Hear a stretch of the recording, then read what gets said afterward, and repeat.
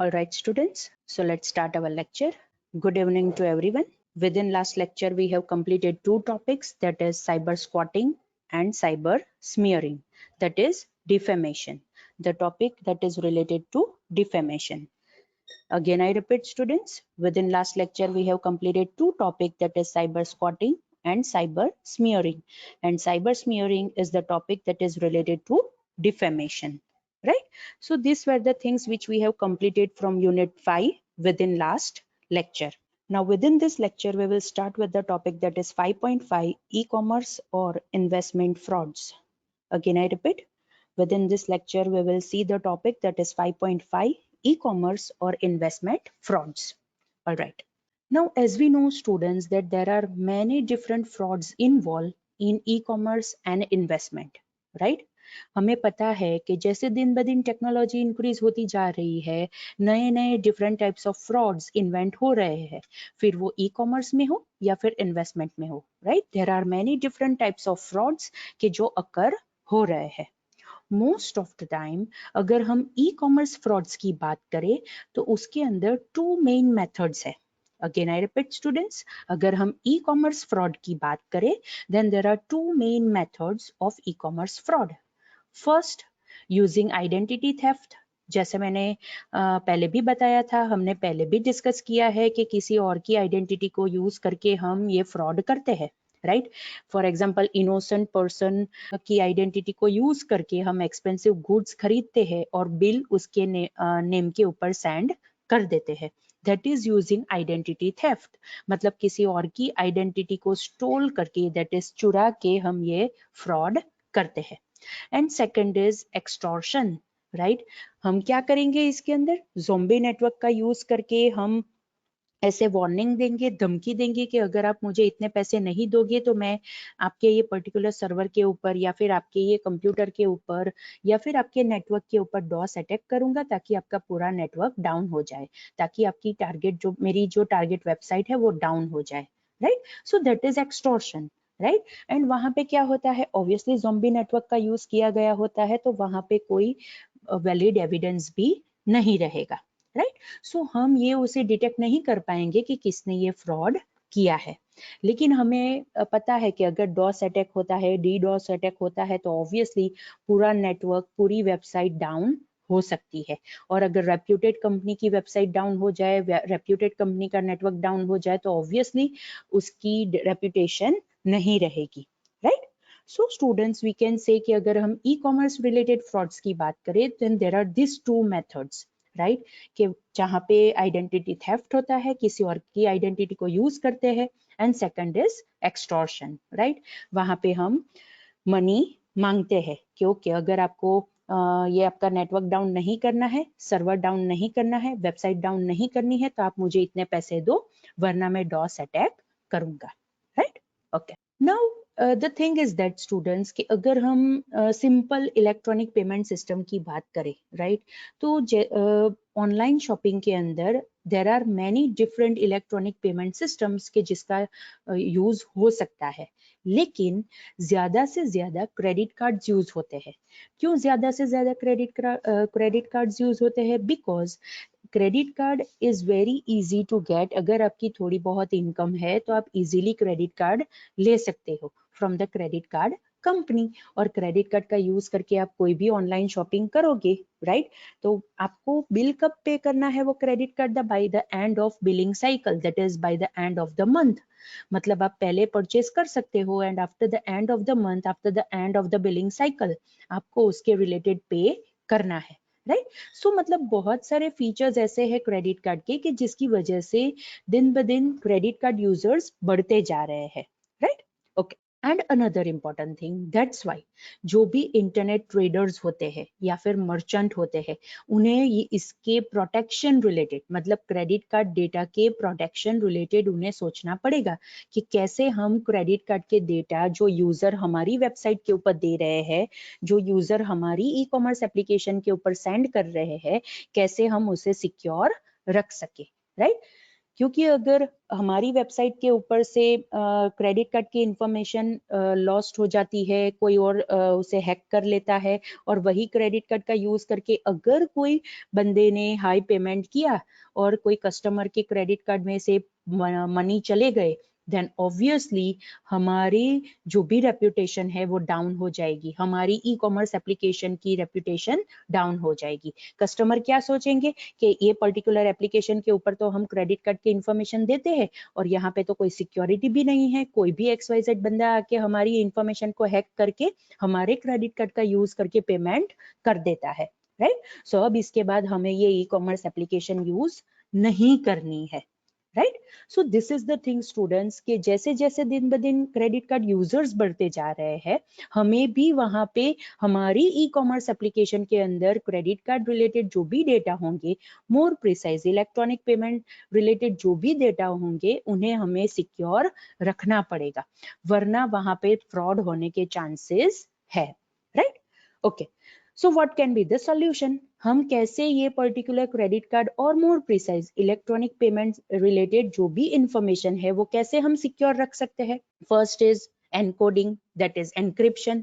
हमें कोई भी डेटा प्लेन सिस्टम के अंदर स्टोर नहीं करना है, हमें उसको पहले एनक्रिप्ट करना है और उसके बाद ही वो पर्टिकुलर डेटा हमें सर्वर के ऊपर स्टोर करना है, ताकि अगर कोई भी बंदा आके वो इंफॉर्मेशन रिट्राइव भी कर लेता है, हैक भी कर लेता है, फिर भी उसे ओरिजिनल डेटा नहीं मिलेंगे, बिकॉज हमने वहां पे क्या किया होगा, हमने वहां पे वो पर्टिकुलर डेटा को एनक्रिप्ट कर दिया होगा, दैट इज एनकोड कर दिया होगा, right. That is the first solution. और ये सोल्यूशन तो हमने बहुत बार डिस्कस किया है कि कभी भी जो भी सेंसिटिव डेटा होते हैं, कॉन्फिडेंशियल डेटा होते हैं, या फिर ऐसी इंफॉर्मेशन कि जिसे प्राइवेसी की जरूरत है, राइट, वैसी इंफॉर्मेशन अगर हम हमारे सर्वर के ऊपर स्टोर करते हैं तो हमें उसे एनक्रिप्टेड मैनर में स्टोर करना चाहिए, right.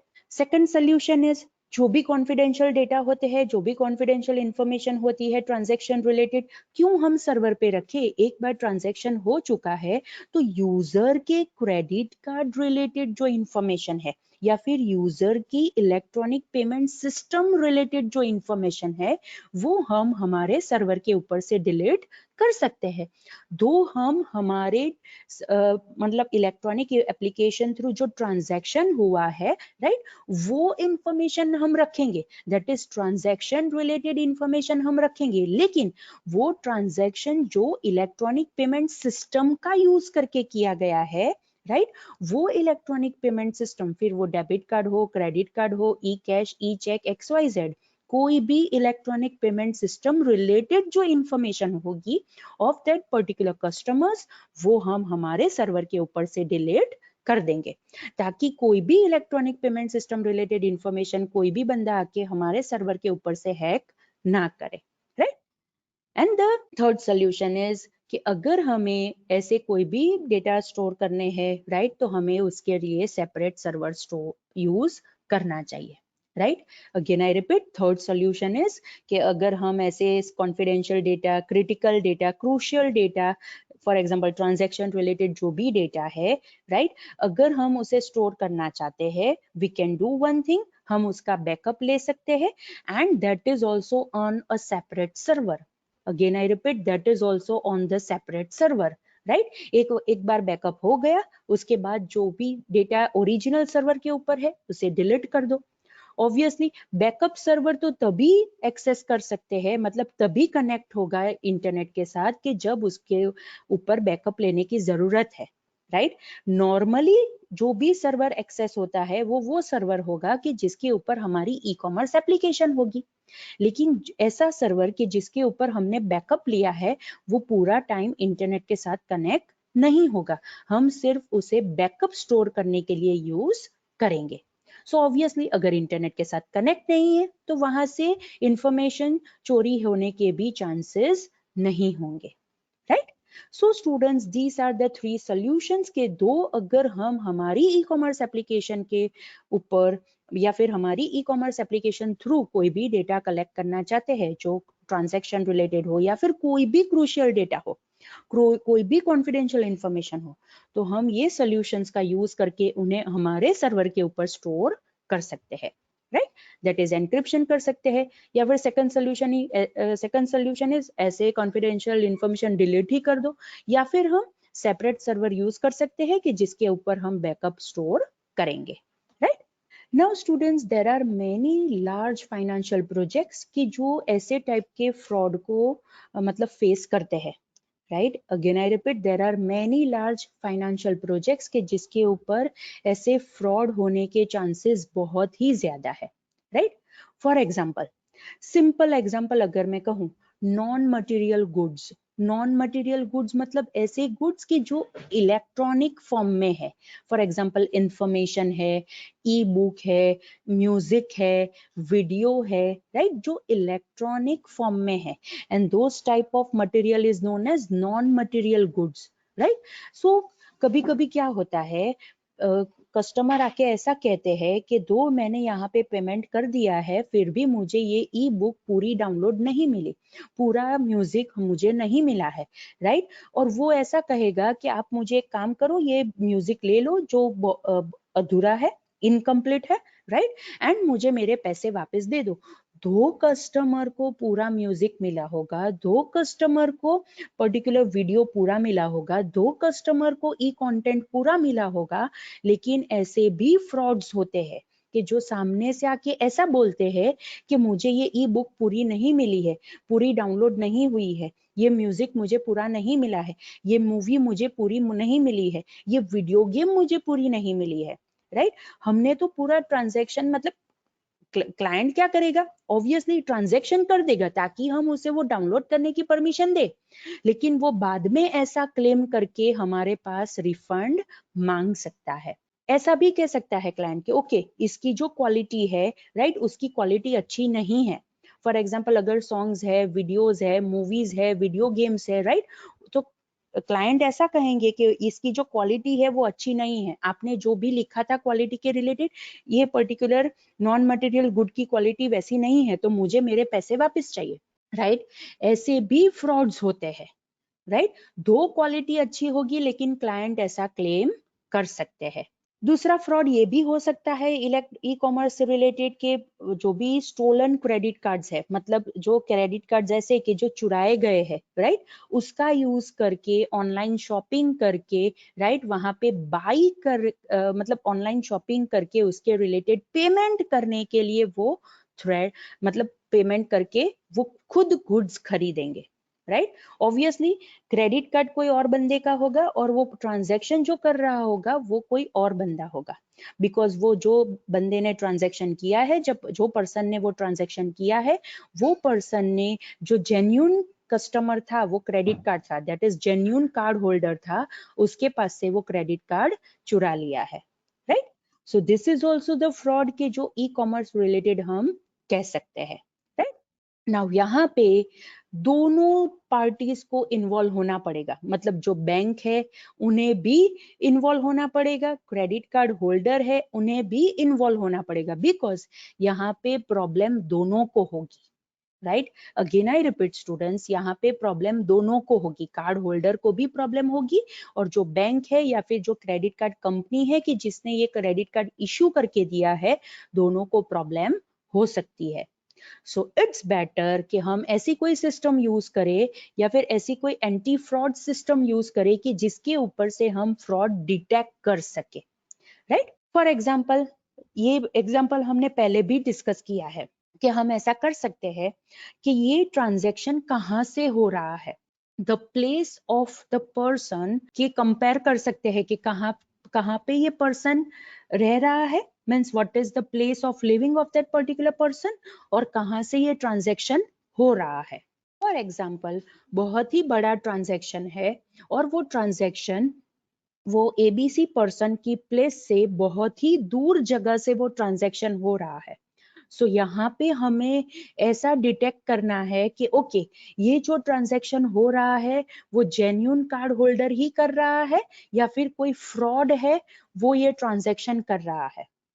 So this is the thing कि हम ऐसे डेटा कंपेयर कर सकते हैं, बिकॉज हमारे पास ये रिकॉर्ड होगा कि जो भी हमारे कस्टमर्स होंगे, मतलब क्रेडिट कार्ड होल्डर्स होंगे, वो सारे पीपल की इंफॉर्मेशन हमारे पास होगी, एड्रेस भी होगा, और बहुत ही बड़ा ट्रांजैक्शन कोई बहुत ही रिमोट लोकेशन से हो रहा है, तो वहां पे हमें ऐसा समझना चाहिए कि ओके यहाँ पे फ्रॉड होने के चांसेस है, राइट। अनदर दूसरे कौन से डेटा हम कंपेयर कर सकते हैं? For example IP address, right. हमें पता है कि जियोग्राफिकल पोजीशन के ऊपर से हम आईपी एड्रेस डिटेक्ट कर सकते हैं। जैसे हमने ये एग्जांपल तो पहले भी डिस्कस किया है कि अगर मैं हर बार मेरे कंप्यूटर के ऊपर से कोई भी ट्रांजैक्शन करती हूँ, लेकिन कभी ऐसा होता है कि कंप्यूटर की जगह मैं मेरे लैपटॉप के ऊपर से ट्रांजैक्शन करती हूँ, तो वहां पे डिवाइस चेंज हुआ, आईपी एड्रेस चेंज होगा अगर नेटवर्क डिफरेंट है तो, राइट। और वहां पे हमें ये देखना है कि हर बार तो ये ट्रांजैक्शन ये पर्टिकुलर आईपी एड्रेस से होता था, आज ही ये ट्रांजैक्शन क्यों ये डिफरेंट आईपी एड्रेस से हो रहा है, right. So this is also one another way कि जिसका यूज करके हम डिटेक्ट कर सकते हैं कि मे बी पॉसिबल यहाँ पे फ्रॉड होने के चांसेस है। Student, I am not saying कि हर बार ऐसा हो सकता है, बिकॉज देर आर चांसेस कि ओके हम हर बार हम कंप्यूटर से ट्रांजैक्शन कर रहे थे, आज मैंने मोबाइल से ट्रांजैक्शन किया या फिर मेरे लैपटॉप से ट्रांजैक्शन किया। पहले मैं घर पे बैठे बैठे ट्रांजैक्शन करती थी, कॉलेज टाइम पे ट्रांजैक्शन करने की जरूरत है, तो मे बी पॉसिबल मैंने कॉलेज के कंप्यूटर का यूज करके या फिर कॉलेज के इंटरनेट का यूज करके मैंने ट्रांजैक्शन किया।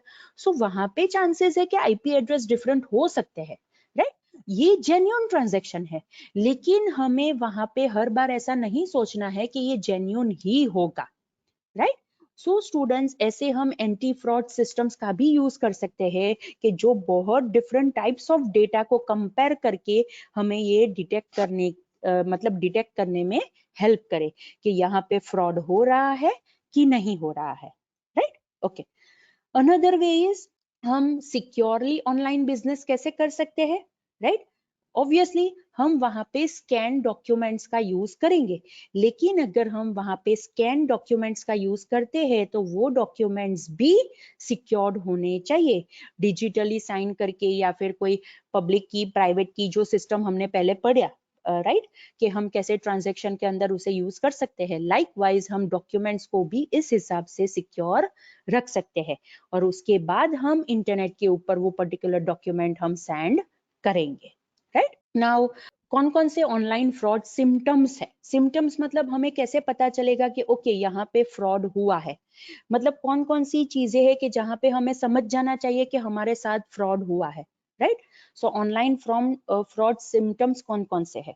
फर्स्ट, आपने कोई चीज बाय की लेकिन आपको वो नहीं मिली, मतलब वो डिलीवर नहीं हुआ, so obviously that is a fraud, right. Second, आपने कोई चीज सेल की है, राइट, लेकिन आपको उसके रिलेटेड पेमेंट नहीं मिला, that is the fraud.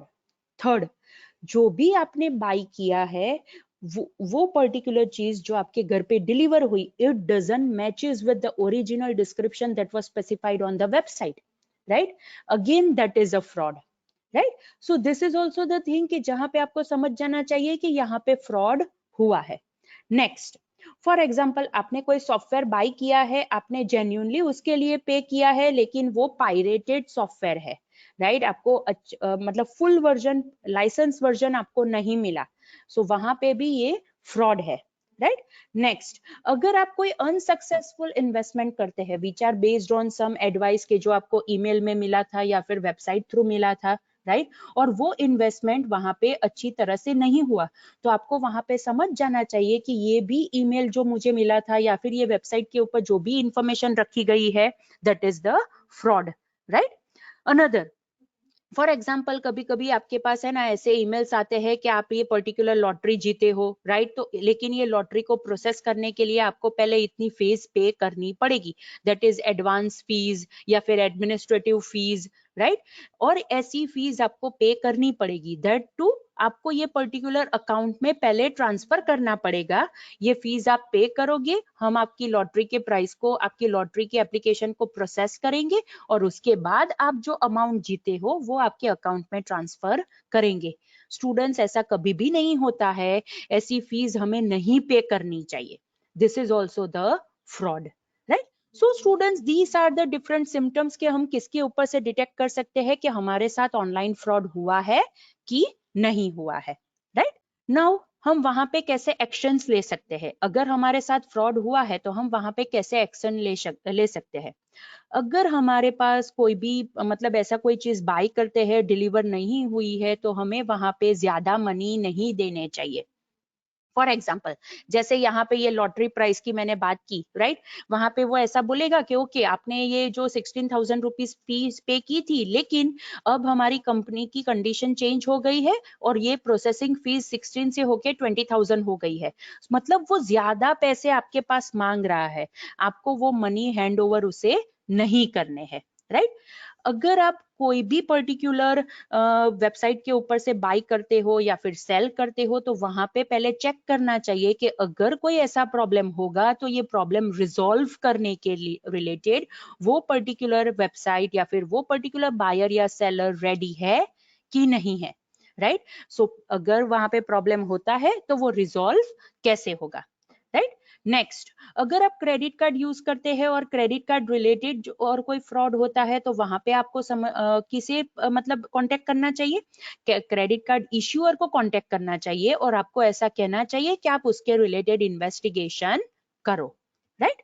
Next, अगर आप ऑनलाइन पेमेंट सर्विस किसी की यूज करते हो तो पहले वो पर्टिकुलर वेबसाइट के ऊपर जाके चेक करो कि अगर मेरे साथ फ्रॉड होगा तो ये पर्टिकुलर वेबसाइट या फिर ये पर्टिकुलर ऑनलाइन पेमेंट सर्विस मुझे कैसे प्रोटेक्ट करेगी, they will investigate for the fraud और नॉट, और अगर डिटेक्ट हुआ है कि वहां पे फ्रॉड है तो वो लोग हमें कैसे हेल्प करेंगे, right. And another important thing कि हमें यहाँ पे क्या करना है, जो भी ऑनलाइन पेमेंट करते हैं या फिर कोई भी ऐसे ट्रांजेक्शन्स करते हैं उसके रिलेटेड एविडेंस हमें हमारे पास रखने चाहिए, may be in terms of print outs, right. अगर हमारे पास एविडेंस है और अगर हमें प्रूव करने की बारी आई कि मैंने तो ये ट्रांजेक्शन किया था तो हम वो प्रिंट आउट्स के ऊपर से वो प्रूव कर सकते हैं, right. So students, these are the immediate actions के जो आप ले सकते हो अगर आप डिटेक्ट करते हो कि आपके साथ फ्रॉड हुआ है, right. Now there are another types of online investment related frauds. अब तक जो हमने बात की थी they were e commerce frauds, लेकिन students online investment related frauds भी होते हैं, राइट। फॉर एग्जाम्पल, अगर हम स्टॉक मार्केट की बात करें तो स्टॉक मार्केट के अंदर तो जो भी शेयर्स होते हैं वो बाय भी कर सकते हैं, सेल भी कर सकते हैं, राइट। कभी कभी ऐसे भी सिचुएशन होती है कि बाय करने के बाद सेल करते हैं और उसके अलावा रिवर्स सिचुएशन भी होती है कि पहले हम शेयर को सेल करते हैं उसके बाद बाय करते हैं, right. Again I repeat students, both the type of scenario is possible. Share market के अंदर, दैट इज स्टॉक मार्केट के अंदर टू सिनारियोज है। फर्स्ट इज कि आप पहले शेयर बाय करो, उसके बाद आपको ज्यादा उसमें प्रॉफिट दिख रहा है तो आप उसे सेल करो, राइट। उससे रिवर्स पोजीशन, पहले आपको ऐसा लगता है कि ये शेयर की प्राइस ज्यादा है तो आप वहां पे पहले सेल कर सकते हो और जैसे वो शेयर की प्राइस डाउन हो, राइट, आप उसे बाय कर सकते हो। इन शॉर्ट, आपको प्रॉफिट कोई भी तरह से होगा, दैट इज द थिंग। और ये स्टॉक मार्केट के अंदर पॉसिबल है कि पहले आप बाय भी कर सकते हो और पहले आप सेल भी कर सकते हो। अगर हम पहले बाय करते हैं, वेल एंड गुड। हम पहले अगर सेल करते हैं then that is known as short. आप वहां पे शॉर्ट कर रहे हो, हम उसे ऐसा कहेंगे, राइट। सो बाइंग रिलेटेड भी फ्रॉड होता है और सेलिंग रिलेटेड भी फ्रॉड होता है। So the first scheme in online investment related fraud is pump and dump scheme. Again I repeat, pump and dump scheme. इसके अंदर क्या होगा कि जो भी फ्रॉडस्टर होगा, मतलब डी फ्रॉडर होगा, वो क्या करेगा, जो भी ऑनलाइन इन्वेस्टर्स है उन्हें कहेगा कि आप ये स्टॉक परचेज करो बिकॉज उसके प्राइस बढ़ने वाले हैं, आप ये स्टॉक परचेज करो बिकॉज उसके प्राइस बढ़ने वाले हैं, राइट। और वहां पे सिचुएशन क्या होगी स्टूडेंट्स, जैसे जैसे ऐसे ज्यादा से ज्यादा पर्सन कोई भी एक शेयर को बाय करने लगते हैं तो उसका प्राइस ऑटोमेटिकली इंक्रीज होता जाता है। अगेन आई रिपीट स्टूडेंट्स, ये फ्रॉड जो करता है बंदा, वो क्या करता है, ऑनलाइन इन्वेस्टर्स को ऐसा कहता है कि आप ये पर्टिकुलर कंपनी के स्टॉक बाय करो बिकॉज इसके प्राइस इंक्रीज होने वाले हैं, राइट। दो ऐसा नहीं होने वाला होता है लेकिन वो ऐसा कहता है।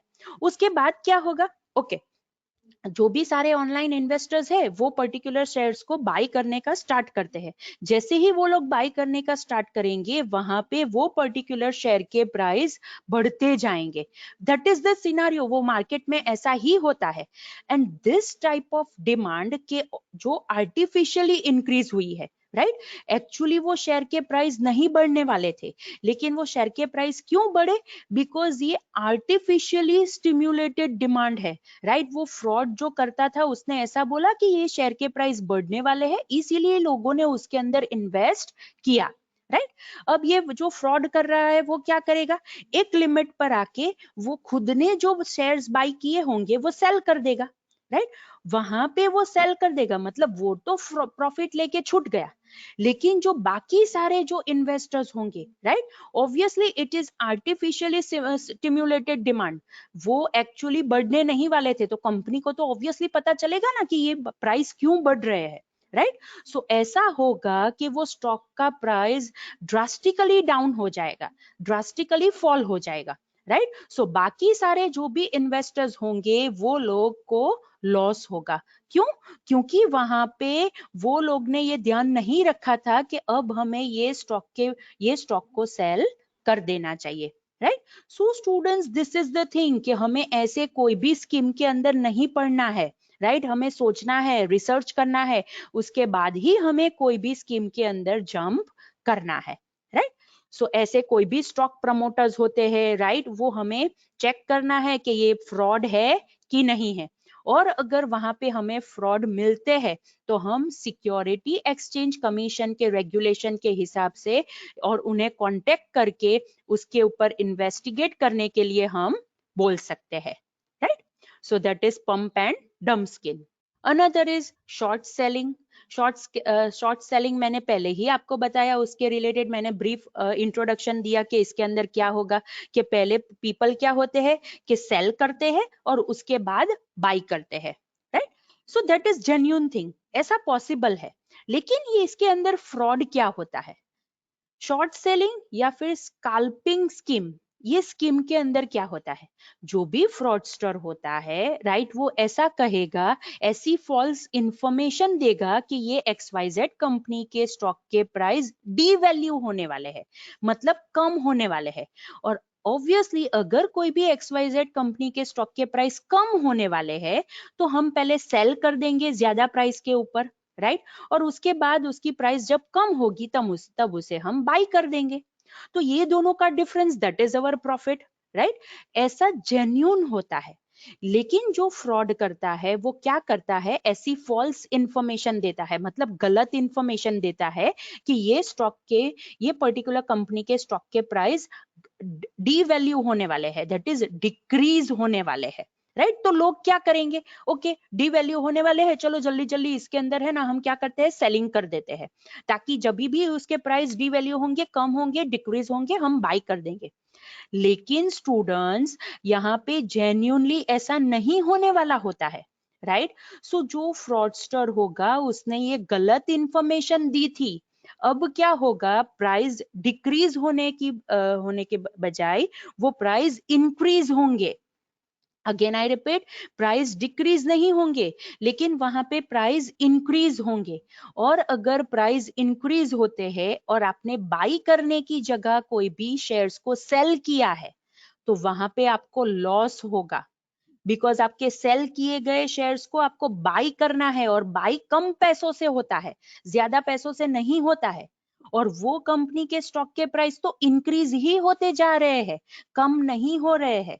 तो जो भी जेन्युइन इन्वेस्टर्स है उनको वहां पे लॉस होगा, बिकॉज वो कंपनी के स्टॉक के प्राइस डी वैल्यू नहीं हो रहे हैं, वो गलत इंफॉर्मेशन थी, राइट।